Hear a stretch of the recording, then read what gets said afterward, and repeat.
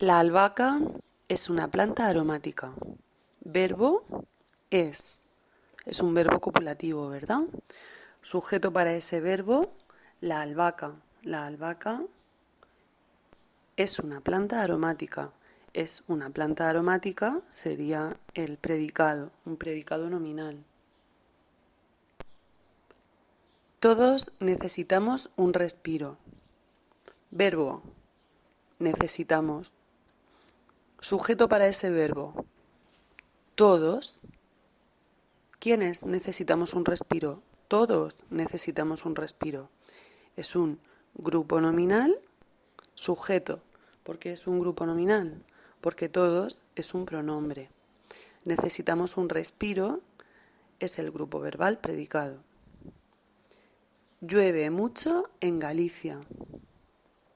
Verbo, llueve. Sujeto para ese verbo. Llueve, yo lluevo, no. No. Sujeto para llueve, ¿quién llueve? Es una oración impersonal, de las del tipo de fenómeno meteorológico. Las fuertes granizadas ocasionaron cuantiosos daños a la cosecha. Verbo, ocasionaron. Sujeto para ese verbo, ocasionaron, ellos, ellas. Las fuertes granizadas. Grupo nominal sujeto, las fuertes granizadas. Grupo verbal predicado, ocasionaron cuantiosos daños a la cosecha. Por cierto, cuantiosos daños a la cosecha es un grupo nominal complemento directo. Los ocasionaron. Se escucha poco la voz de la profesora. Verbo, escucha. Se escucha. A ver qué es esto. Sujeto para ese verbo. Escucha. ¿Qué es lo que se escucha?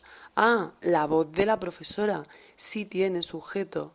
La voz de la profesora se escucha poco. Las voces se escuchan poco, ¿verdad? La voz de la profesora sería el sujeto.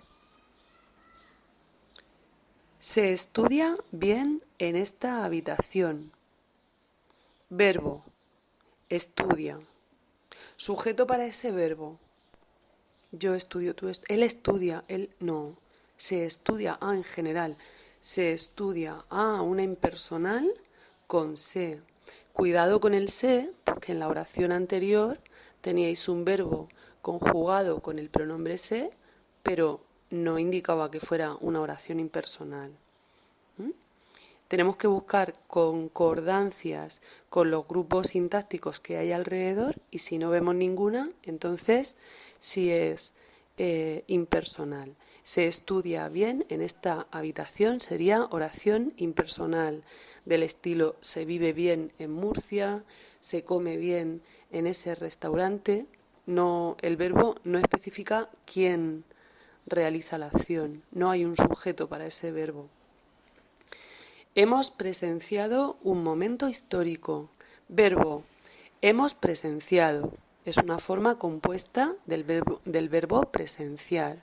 Un pretérito perfecto compuesto. Hemos presenciado. Sujeto para ese verbo. A ver, un pronombre. Nosotros. Nosotros hemos presenciado. Como no está ahí, sujeto omitido, nosotros. Toda la oración es un grupo verbal predicado. Un momento histórico es un grupo nominal complemento directo, que no lo pedía, pero os lo digo como curiosidad. Hay tres asientos reservados en el autobús. Verbo, hay. Sujeto para ese verbo. 3 asientos, no. Los hay 3 asientos reservados o 3 asientos, complemento directo, los hay. ¿Dónde está el sujeto de hay? Es impersonal.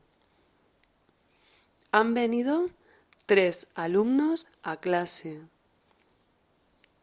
Verbo, han venido. Sujeto para ese verbo. ¿Tiene sujeto? A ver, que estés con el verbo... Ah, no, pero han venido del verbo venir. ¿Quién ha venido? 3 alumnos. 3 alumnos han venido a clase. Sujeto para ese verbo, 3 alumnos. Sería grupo nominal sujeto, 3 alumnos. Grupo verbal predicado, han venido a clase.